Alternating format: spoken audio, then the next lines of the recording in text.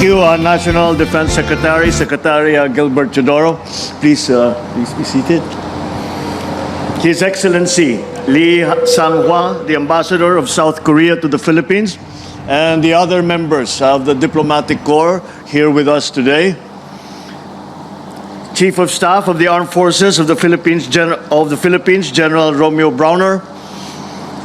Philippines Navy Flag Officer in Command, Vice Admiral Jose Maria Ambrosio Espeleta, and the other major service commanders, officers, enlisted personnel, and civilian employees of the Philippine Navy, Zambales Governor, Governor June Ebdane, members of the House of Representatives, my fellow workers in government, distinguished guests, ladies and gentlemen, good morning. First of all, congratulations and happy 127th anniversary to our Philippine Navy. Today we celebrate an enduring legacy of an institution built by the fortitude of its men and women, whose 100-year and more history profoundly shaped the destiny of our nation. At hanggang ngayon, ipinapakita ng hukbong dagat ng Pilipinas ang serbisyo ay hindi lang bahagi ng ating kasaysayan, bahagi rin ito ng ating kasalukuyan. Nitong mga nakaraang linggo, nakita natin ang dedikasyon, tapang at tatag ng ating mga sundalong mandaragat sa kanilang pagtulong na masigurong maayos, matagumpay at mapayapa ang halalan. More than 1,800 personnel were deployed in the 2025 election, and they played a key role in ensuring its safe and orderly conduct, particularly in vulnerable areas of the country, and in addition, also securing our democracy. Your dedication is evident in your readiness to respond to every crisis, natural or man-made. So despite rough seas, existing dangers, the psychological toll you serve, not simply out of duty for the Republic, but because that is innately who you are. You are guardians of our people. The Philippine Navy has been a constant force in our Hader response operations, deploying fleet marine teams to rescue distressed fishing vessels and to respond whenever extreme typhoons and other disasters strike. Nais ko rin gamitin ang pagkakataong ito upang pasalamatan sina Corporal Gestoni Dalman at Private First Class J.P. Navales na sumagip sa isang 10 taong gulang na bata na nalulunod sa Madlum River, Bulacan nitong nakaraang Marso.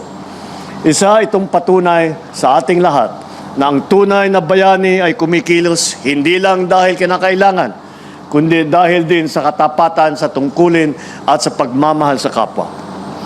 Atin din binibigyang pugay sina Intelligence Specialist Third Class Jeff Villanueva bilang Enlisted Personnel of the Year, at ang arkitekto na binibigyan natin ng napakaraming trabaho na hanggang ngayon na hindi na natutulog, ang Architect Sherwin Cornejo bilang Civilian Human Resource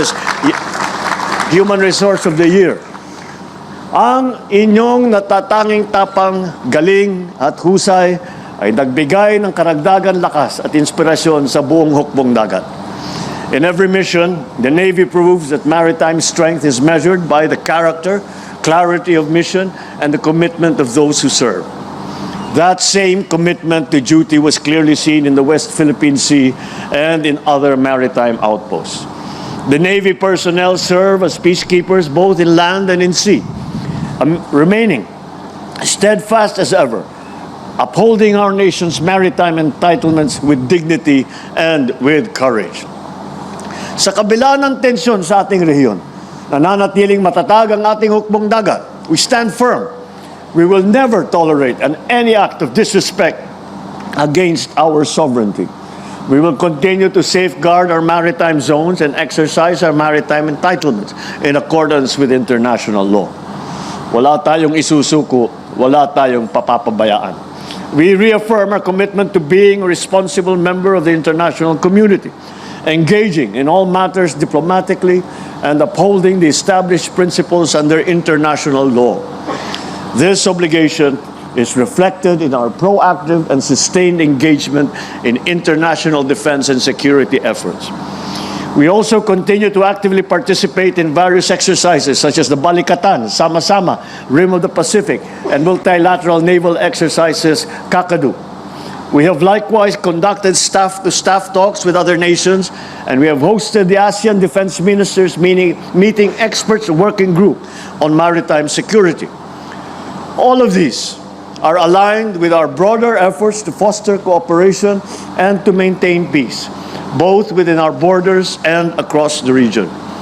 In line with these endeavors, this administration remains resolute in its agenda of a future-ready and modernized armed forces of the Philippines. What we witnessed during the commissioning ceremony of the Navy's two newly acquired vessels, the BRP Miguel Malvar and the BRP Albert Mahini, is a Philippine Navy that is modernizing, that is evolving, and is ready to conduct more complex and effective operations in promoting the country's national interest. Through the AFP modernization program, especially through Horizon 3, we are investing in responsive and up-to-date assets and systems to ensure that our Navy remains a formidable force in the region. More than just acquiring new equipment, this modernization is also about empowering the Philippine Navy with the necessary skills, knowledge, tools, and sustainment that would save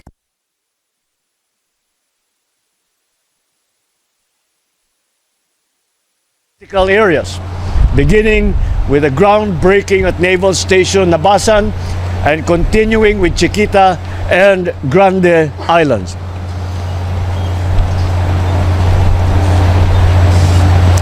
We are also establishing the Naval Support Base in Misamis Oriental so that Sangli Point can be devoted to other uses. These efforts form part of our strategy to bolster our national defense. Let us also recognize the inspiration behind every successful mission, every safe return, and every heroic act of our Navy personnel. Of course, their beloved families. Sa mga asawa, mga anak, mga magulang, kapatid at mga mahal sa buhay ng ating mga magigiting na sundalo, kayo po ang pinagmumulan ng tapang at panindigan ng buong sandatahan. Maraming salamat sa inyong sakripisyo, pang-unawa at sa inyong mga dasal. To the brave men and women of the Philippine Navy, you consistently show us what real service looks like. Despite being far from home and facing the challenges of long days and rough seas, you still carry on with your strength, commitment, and with your resolve. Taos-puso akong nagpapasalamat sa inyong lahat habang kayo ay magdamag na nagbabantay sa laot sa mga baybayin ng ating bansa. Nananatiling panatag ang loob ng bawat Pilipino, tangan ang bagong pag-asa para sa isang mas mapayapa at progresibong bagong Pilipinas. Baunin nawa ninyo sa bawat misyon ang tapang ng isang sundalong Pilipino, lalong-lalo na ang disiplina, ang husay at ang pagmamahal sa bayan. This is your Commander-in-Chief wishing you fair winds and following seas. And once again, happy anniversary. Mabuhay ang hukbong dagat ng Pilipinas, mabuhay ang bagong Pilipinas.